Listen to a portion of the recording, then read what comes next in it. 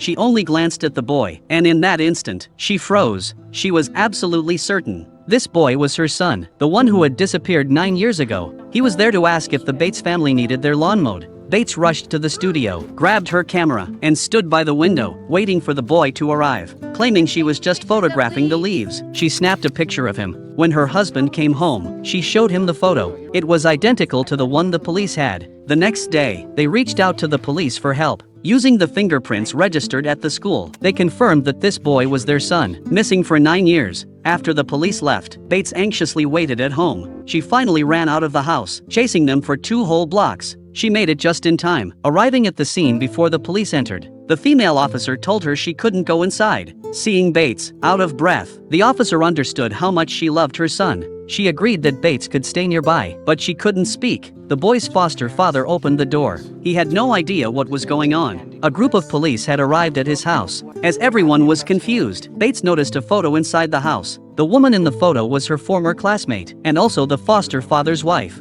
9 years ago, Bates had attended a reunion with her son. It was during that reunion that her younger son went missing. In her frantic search for him, her classmate had tried to comfort her. She even went up on stage, took the mic, and asked the crowd to help find the lost child. Bates never could have imagined that her classmate had taken her son. The pain of losing him was unbearable. She couldn't get back to a normal life. She had to take medication just to fall asleep. She never imagined that 9 years later, her long-lost son would suddenly appear before her. It turned out that when this man met his wife, he already had Sam with him. After they got married, the man raised Sam as his own son. Later, his wife, struggling with mental health issues, took her own life. The foster father took on the responsibility of raising Sam. He was innocent in this whole situation. The truth finally came to light. Fate is cruel in its own way. In this story, no one was to blame. To Sam, his foster mother was just a mentally ill woman. It wasn't his fault.